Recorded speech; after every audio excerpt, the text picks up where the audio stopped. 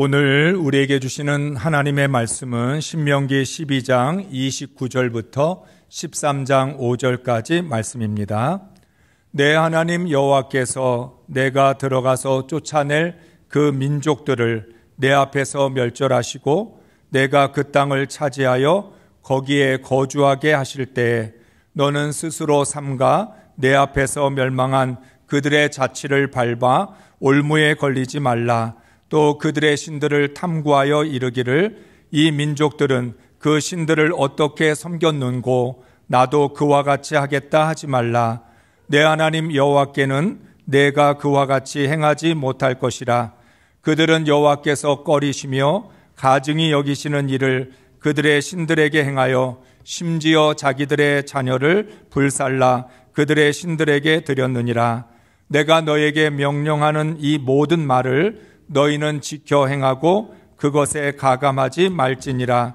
너희 중에 선지자나 꿈꾸는 자가 일어나서 이적과 기사를 내게 보이고 그가 내게 말한 그 이적과 기사가 이루어지고 너희가 알지 못하던 다른 신들을 우리가 따라가자고 말할지라도 너는 그 선지자나 꿈꾸는 자의 말을 청종하지 말라.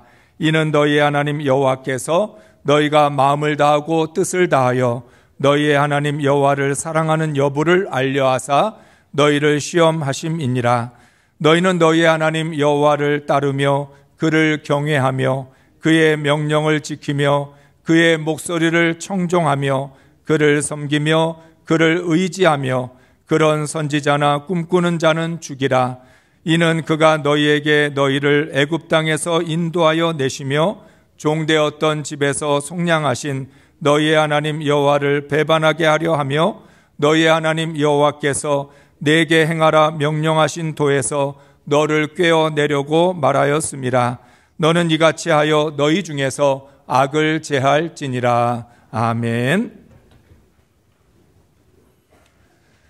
할렐루야. 한 주간 동안 세상에서 하나님을 예배하는 예배자로 사셨습니까? 구유에 담긴 사랑을 의지하여 겸손과 섬김과 순종으로 사셨습니까? 세상에서 나를 드러내기보다 구유에 담겨있는 복음을 드러내야 합니다. 높고 화려한 자리에 오르려 하지 말고 낮고 천한 자리에 머물러야 합니다. 그리스도인들이 구유의 자리를 지킬 때 하나님의 은혜와 사랑을 받고 하나님의 나라를 세워갈 수 있습니다. 오늘은 2024년을 마무리하는 송년주일입니다. 여러분 모두 한 해 동안 수고 많으셨고 참 잘하셨습니다. 우리 옆에 있는 분들하고 함께 인사하면서 고백할까요? 한 해 동안 수고 많으셨습니다. 참 잘하셨습니다. 한 번 더 고백하면서 인사하겠습니다. 낙심하지도 말고 포기하지도 맙시다. 하나님께서 오늘 이 시간 여러분 모두를 격려하시고 축복해 주실 줄로 믿습니다. 모세는 신명기 12장과 13장의 말씀에서 이스라엘 백성들이 반드시 지켜야 할 아주 중요한 두 가지를 가르칩니다. 첫째는 예배입니다. 이스라엘 백성이 하나님의 규례와 법도를 지키는 목적은 하나님을 온전히 예배하기 위해서입니다. 하나님의 명령을 지키지 않으면서 어떻게 하나님을 바르게 예배할 수 있겠습니까? 이스라엘은 하나님을 예배할 때만이 거룩한 백성, 제사장 나라가 될 수 있습니다. 이스라엘 백성이 잘나서 거룩한 백성 되는 거 아니고요. 이스라엘 백성들이 다른 나라보다 크고 강한 나라가 돼서 제사장 나라가 되는 게 아닙니다. 하나님을 온전히 예배하는 예배자이기 때문에 거룩한 백성, 제사장 나라가 될 수 있습니다. 그러므로 이스라엘 백성들의 모든 기초는 예배입니다. 예배로부터 시작하고 예배로부터 모든 것이 끝이 납니다. 사랑하는 성도 여러분, 우리가 예전에는 공공기관이나 학교 조회 시간에 국민의례를 행했습니다. 국기에 대한 맹세, 애국가 제창, 이러한 국민 의례 순서를 행하고 난 다음에 다음 행사를 진행했습니다. 그러니까 행사에 참석한 사람들은 반드시 국민 의례를 행해야만 행사를 할 수 있는 거죠. 사람들의 관심은 국민 의례에 있지 않았습니다. 국민 의례가 빨리 끝나야 행사가 진행이 되고 본인들이 하고 싶은 걸 할 수 있기 때문에 참았던 것입니다. 그래서 국민 의례는 굉장히 형식적이고 기계적으로 우리가 행했던 것을 경험하고 있습니다. 어쩌면 우리가 오늘 하나님을 예배하는 것도 국민 의례를 행하는 것처럼 예배를 드리고 있는지 모릅니다. 예배가 끝나면 점심 먹고, 예배 끝나면 속회 모이고, 선교회 모이고, 예배가 끝나야 다음의 일을 할 수 있기 때문에 통과 의례처럼 예배를 해야만 다른 걸 할 수 있다는 생각으로 우리는 형식적인 예배를 드리고 있는지도 모릅니다. 우리가 하나님을 온전히 예배하느냐 아니냐는 것은 두 가지 질문을 하면 알 수 있습니다.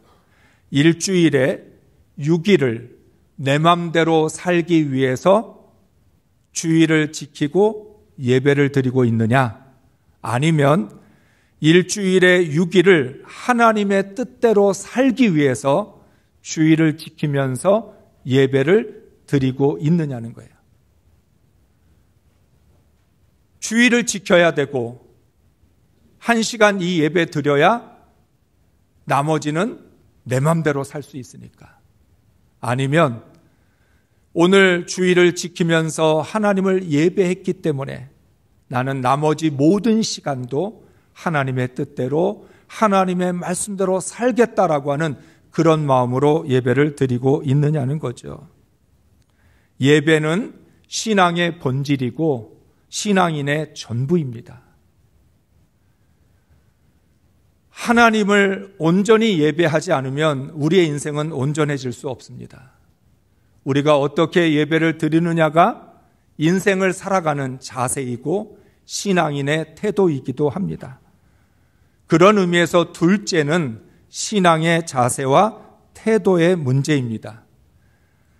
하나님을 예배하는 것이 신앙의 목적이라면 그 목적을 이루기 위한 신앙의 기본적인 자세가 있어야 합니다. 모세는 오늘 본문 말씀으로 이스라엘 백성들이 반드시 지켜야 할 신앙의 기본적인 자세를 말씀하고 있습니다. 그것은 바로 우상 숭배에 대한 말씀입니다. 결국 첫째가 예배에 대한 말씀이라면 둘째는 우상 숭배에 대한 말씀인데, 우상 숭배에 대해서 말씀하면서 신앙인들은 어떤 신앙의 자세를 가져야 되는지를 가르쳐주고 있습니다.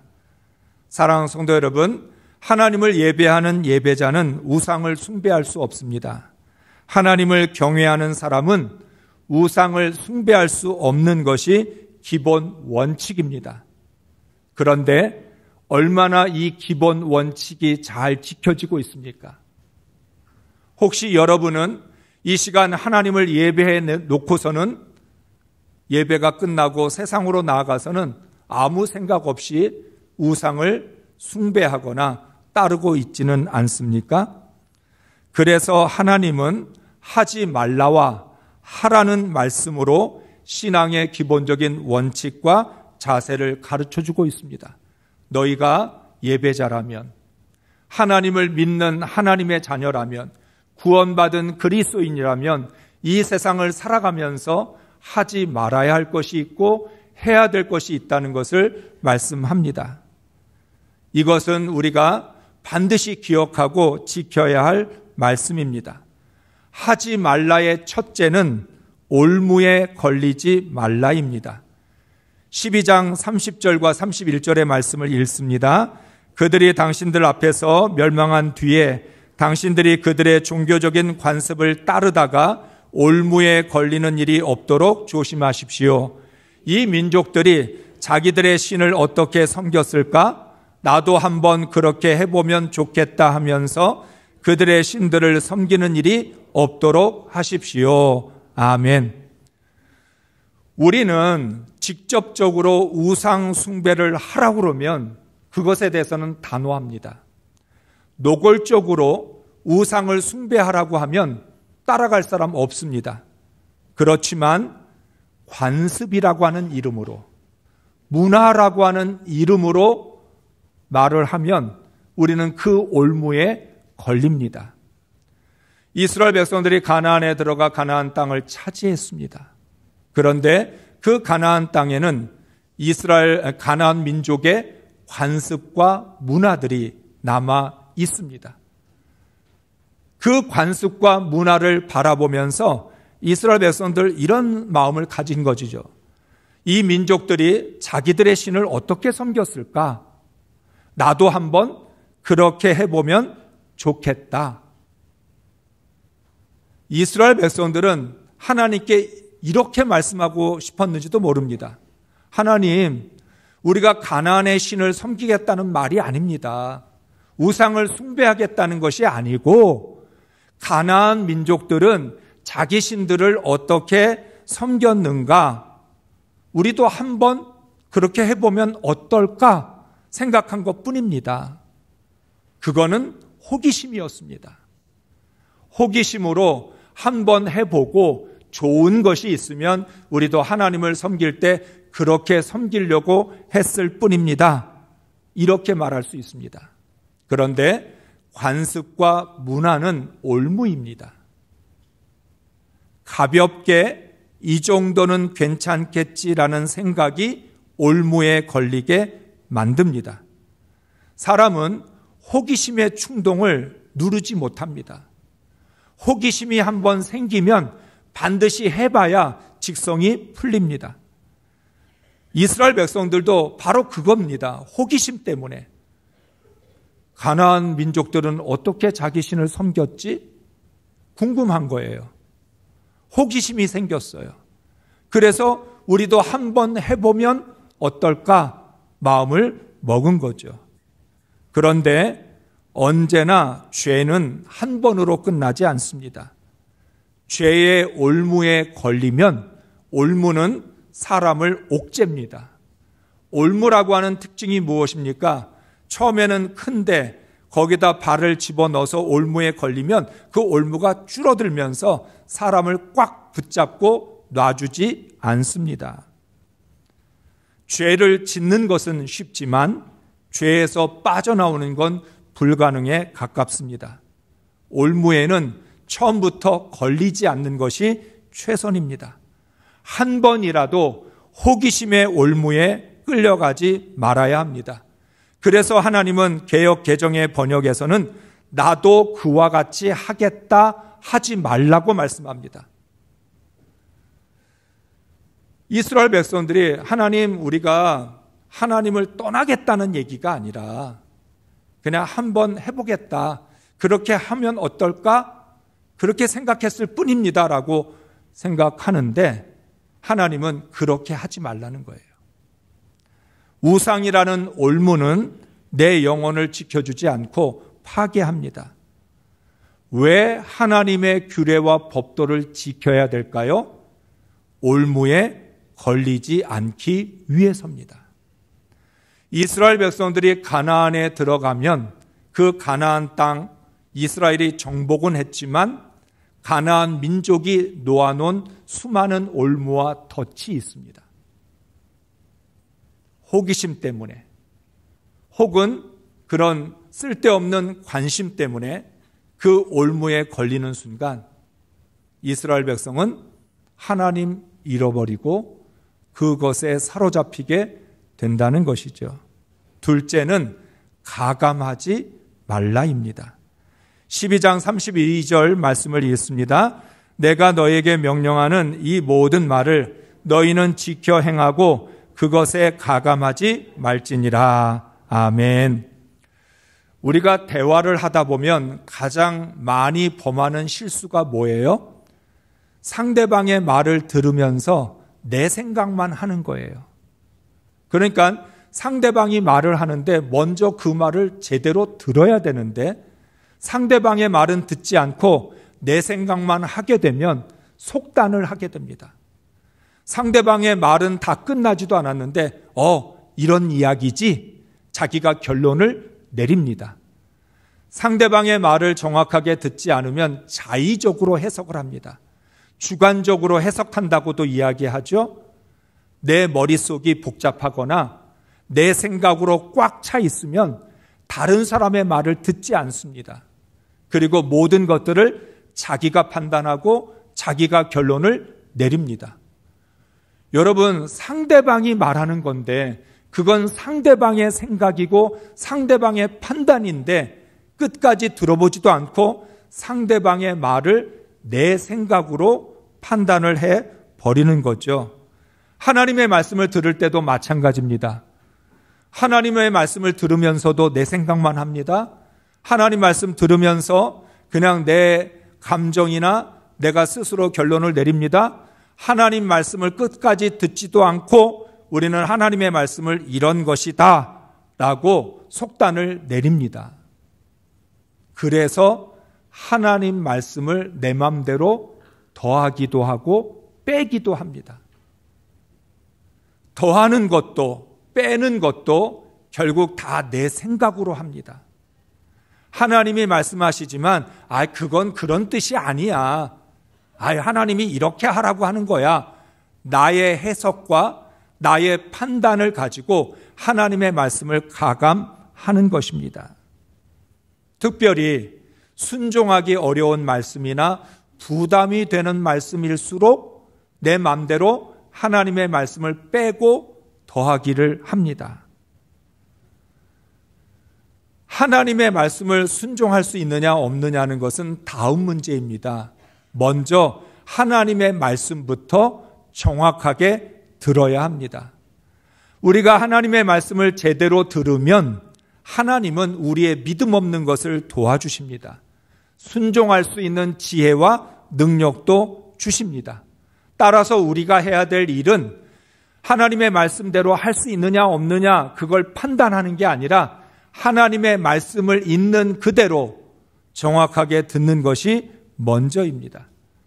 우리가 영적 침체에 빠져 있으면 하나님의 말씀을 가감하는 일도 많아집니다.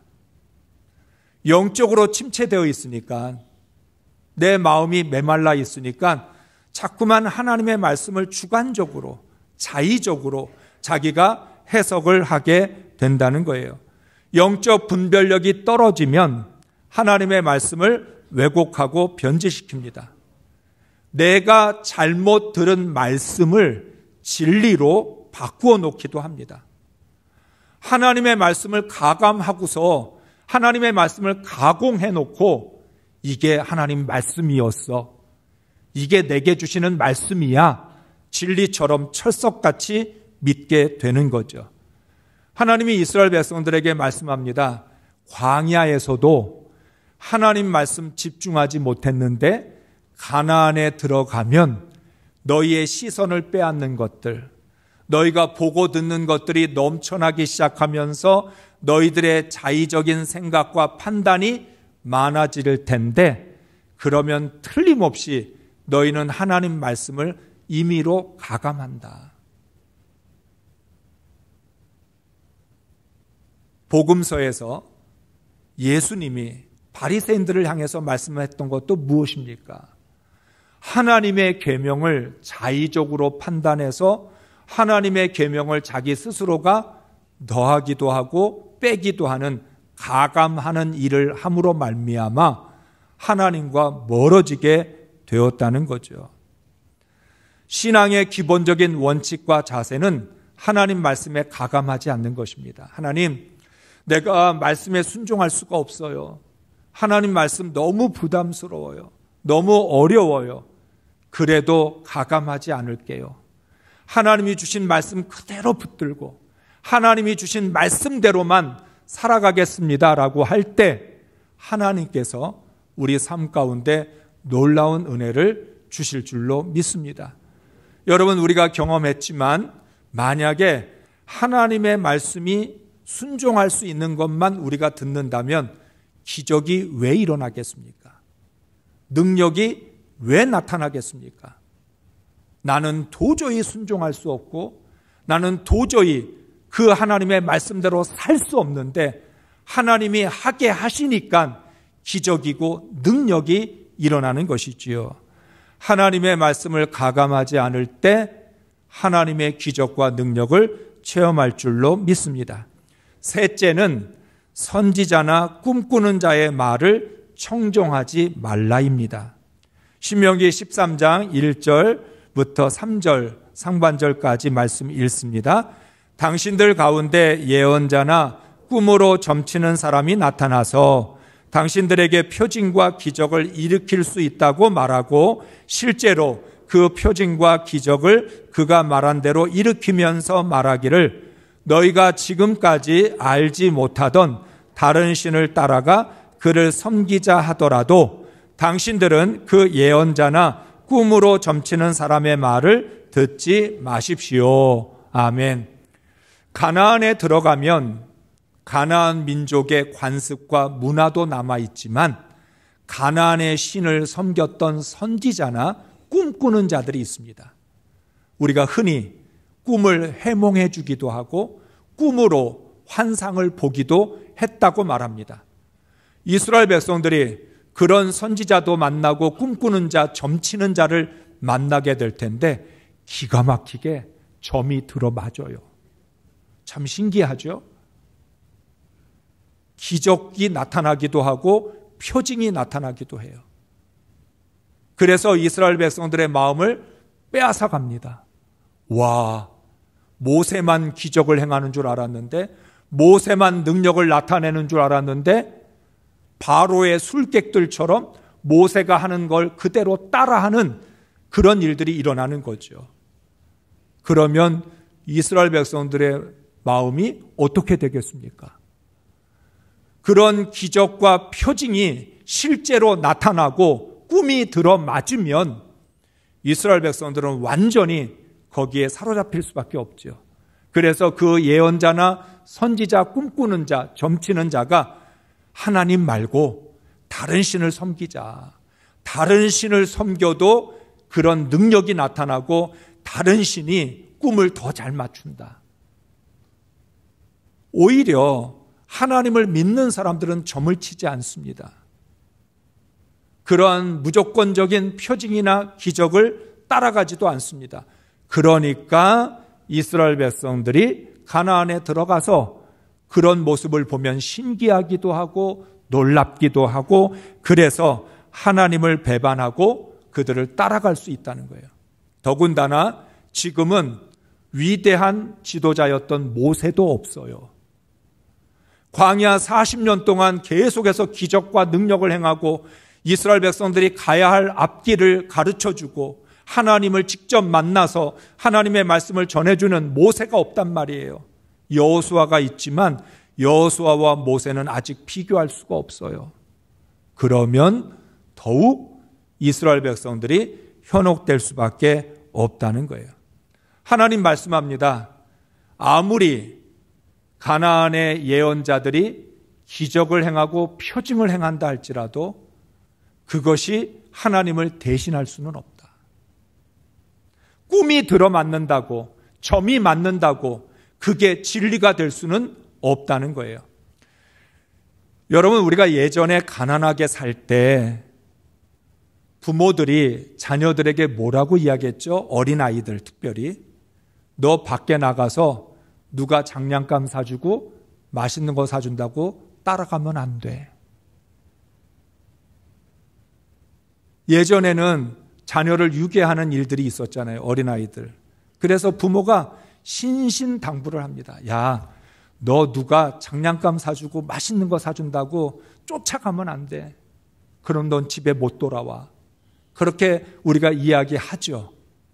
그런데 실제로 나가서 누가 맛있는 거 사준다고 하면 어떻게 해요? 쫓아가요. 쫓아갔던 사람들 여기 몇 분 있을 거야. 장난감 사준다고. 중요한 건 뭐예요? 장난감 사주고 맛있는 거 사준다고 그 사람이 내 부모가 되는 거 아니에요. 장난감 사준다고 맛있는 거 사준다고 그 사람이 진짜 부모 되는 거 아니잖아요. 우리를 속이는 것이고 우리를 유괴하는 거잖아요. 오늘 이 말씀이 바로 그거예요. 가나안의 예언자들과 선지자들이 표징과 기사를 보여주고 그게 실제로 맞아 떨어지고 점을 쳐주고 꿈을 풀어줘서 그게 기가 막히게 맞아 떨어진다 할지라도 그들이 너희의 하나님이 될 수 없다. 이스라엘 백성들을 애굽에서 나오고 광야에서 인도하고 가나안까지 들어오게 하신 분은 그 가나안의 신이 아니에요. 누구예요? 하나님이시죠. 하나님이 여기까지 인도하시고 하나님이 너희의 아버지고 하나님이 너희의 하나님인데 그까지 표징과 기사를 보았다고 꿈이 기가 막히게 들어맞고 점이 딱딱 맞아 떨어진다고 하나님이 될 수 있는 게 아니라는 거예요. 미혹이 많을수록 가장 중요한 신앙의 원칙과 기본을 지켜야 합니다. 누가 나의 하나님인지 무엇이 진리인지를 우리는 분별할 수 있어야 된다는 거예요. 오늘날 너무나 많은 무속과 그런 미신들이 넘쳐나요. 요즘은 타로 카드를 가지고도 점을 치고 사주 카페도 있어요. 그런데 신앙인들이 거기 앉아서 자기 사주가 맞았다고 넋놓고 쳐다보고 있어요. 어떤 통계에 보면 교회 다니는 사람들이 아주 중요한 고객이 되고 있다고 말을 합니다. 이 말씀이 진짜 이루어지고 있는 걸 보게 되는 거죠. 그렇기 때문에 하나님께서 말씀하시는 선지자나 꿈꾸는 자의 말을 청종하지 마라. 너희는 누구의 말을 들어야 되는지, 너는 누구와 함께 있어야 되는지를 기억하라고 말씀합니다. 하나님은 이스라엘 백성들이 가나안에서 가장 빠지기 쉬운 함정에 대해서 하지 말라고 경고를 하십니다. 이 세 가지 반드시 너희가 하지 말아야 된다 말씀합니다. 이번에는 그러면 무엇을 해야 되는지에 대해서 말씀을 합니다. 하라의 첫째는 여호와를 따르며 경외하며 명령을 지키며 목소리를 청종하며 그를 섬기며 그를 의지하라입니다. 한 문장이 되게 길어요. 그런데 이것이 신앙의 기본이고 이것이 신앙의 원칙과 자세입니다. 그래서 이것을 중요하게 우리는 생각해야 합니다. 13장 4절의 말씀을 읽습니다. 너희는 너희의 하나님 여호와를 따르며 그를 경외하며 그의 명령을 지키며 그의 목소리를 청종하며 그를 섬기며 그를 의지하며. 아멘.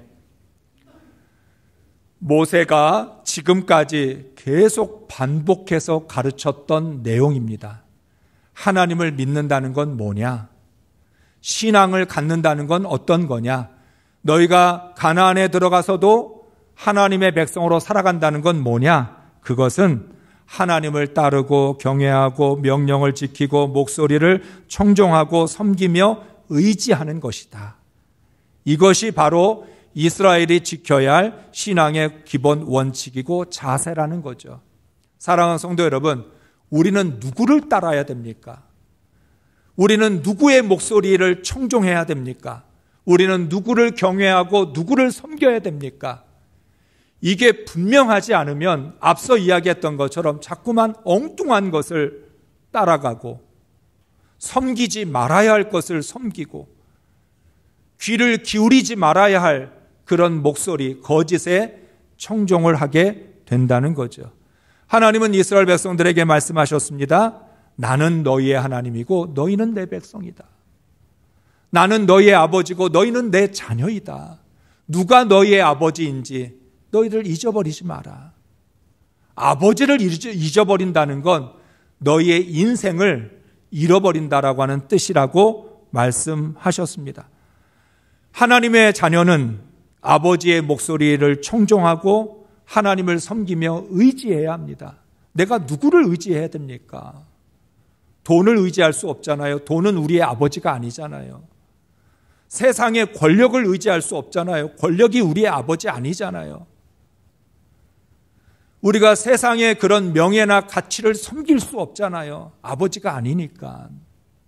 오늘 이 시간 나는 누구를 아버지로 믿고 따르고 있는지, 누구를 섬기고 있는지를 돌아보아야 될 줄로 믿습니다. 이것이 분명한 것이 하나님 자녀들의 자세와 태도입니다. 둘째는 너희 중에서 악을 제하라입니다. 13장 5절 말씀을 읽습니다. 예언자나 꿈으로 점치는 자들은 당신들을 미혹하는 자들입니다. 그들은 이집트 땅에서 당신들을 인도해 내시고 그 종살이하던 집에서 당신들을 속량하여 주신 주 당신들의 하나님을 배반하게 하며 주 당신들의 하나님이 가라고 명하신 길에서 당신들을 떠나게 하는 자들입니다. 그러므로 그런 자들은 죽여야 합니다. 그렇게 하여서 당신들 가운데 그런 악을 뿌리째 뽑아 버려야 합니다. 아멘. 모세는 이스라엘 백성들에게 구체적으로 악을 뿌리째 뽑아버리라고 말씀합니다. 너희 가운데에서 죄악은 제거해야 된다. 예언자나 꿈으로 점치는 사람들이 너희를 미혹하거든 그들을 죽여서라도 죄악을 제거해야 된다고 말씀합니다. 이스라엘 백성을 죄짓게 하는 자들을 긍휼을 베풀 수 없습니다. 안타깝게 여기지 말고 하나님을 배반하게 만드는 사람은 돌로 쳐 죽이라는 것이죠. 무서운 말씀입니다. 그런데 죄를 뿌리째 뽑아버려야 이스라엘 백성이 넘어지지 않을 수 있습니다. 죄와는 타협할 수 없습니다. 죄악의 근원을 제거하지 않으면 이스라엘 백성이 죽습니다. 여러분, 암에 걸리면 어떻게 해요? 암에 걸리면 멀쩡한 살까지도 잘라내요. 암에 걸리면 장기의 일부를 제거하기도 합니다. 전체를 제거하기도 해요. 그런데 여러분이 내 살인데 아까워서 잘라내면 안 돼요. 내 장기인데 난 내 장기 끝까지 지키고 싶어요. 그거 잘라내지 마세요. 그러면 의사가 뭐라고 얘기해요? 당신은 죽습니다. 암을 근원에서부터 뿌리째 뽑아버리기 위해서 장기를 잘라내기도 하고 살을 잘라내야 살 수 있습니다. 살려면 제거해야 된다는 거예요. 여러분은 어떻게 하시겠어요? 내 몸이 얼마나 소중한데, 지금까지 얼마나 열심히 먹어서 찌운 살인데 이거 아까워서 잘라내면 어떡해요? 거절하실 수 있으세요? 오늘 하나님 말씀이 그겁니다. 너희가 가나안에 들어가서 너희를 넘어뜨리게 하고 너희를 죽게 하는 죄악이 있는데 그 죄악을 뿌리째 뽑지 않고서 너희들이 과연 살아남을 수 있겠느냐? 죄악을 제거하지 않고 하나님의 은혜와 복을 누릴 수 있을까요? 죄악을 제거하지 않고 하나님의 나라 세울 수 있을까요? 이스라엘 백성들은 무엇보다 죄악을 제거하는 일에 힘을 쏟아야 합니다. 이거 하지 못하면 이스라엘은 망하는 거예요. 살려면 반드시 해야 될 일이라는 거죠. 그래서 이스라엘 백성들이 가나안에서 영원히 사는 길은 하지 말아야 할 것과 해야 할 것을 정확하게 가려내는 것입니다. 신명기 13장 18절, 오늘 말씀의 마지막이기도 한데 함께 읽겠습니다. 당신들이 주 당신들의 하나님의 말씀을 듣고 오늘 내가 당신들에게 명하는 모든 명령을 지켜 주 당신들의 하나님 앞에서 정직하게 살면 주 하나님이 당신들에게 자비를 베푸시고 당신들을 번성하게 하여 주실 것입니다. 아멘. 하나님이 가르쳐 주신 하라와 하지 말라를 분별하면 하나님이 너희를 가나안에서 번성하게 해 주실 것이다. 다른 건 상관없어요. 인생이 굉장히 복잡하고 어려운 것 같은데 인생은 두 가지만 알면 돼요. 무엇을 해야 되고 무엇을 하지 말아야 되는가. 하라와 하지 말라를 알면 우리 인생은 복된 인생 될 수 있어요. 오늘 하나님 말씀이에요. 너희가 다른 건 몰라도 돼. 너희 앞날이 어떻게 될지, 미래가 어떻게 될지, 너희의 계획대로 될지 안 될지 그거 관심 가질 거 없어. 하나님이 말씀하신 하라와 하지 말라 이것만 지키면 하나님이 자비를 베풀어 주시고 긍휼로 함께 하시고 너희가 이 땅에서 번성하게 할 것이라 약속하십니다. 이스라엘 백성이 가나안에 들어가는 것처럼 우리는 2025년으로 들어가야 되죠. 2025년으로 들어가야 됩니다. 이스라엘 백성들처럼 두렵기도 하고 불안하기도 합니다. 이스라엘 백성들 광야에서도 살았고 그리고 가나안에서도 살아야 합니다. 그런데 너무나 차이가 있죠. 우리도 2024년 살았습니다. 그리고 2025년도 살아야 됩니다. 2025년에 들어갈 때 나는 무엇을 해야 되고 무엇을 하지 말아야 될까? 이걸 정확하게 분별하지 못하면 새해를 맞이한다고 새로워지는 것 아니라는 거죠. 2025년이 복된 한 해가 되기를 원한다면 신앙의 기본적인 원칙과 자세를 지켜야 합니다. 하나님을 예배하고 우상을 숭배하지 말고 하라와 하지 말라를 정확하게 지키며 살아갈 때 하나님 우리를 책임져 주실 것입니다. 우리 모두 하나님이 약속하신 모든 은혜와 복을 받으면서 번성할 수 있기를 주의 이름으로 축복합니다.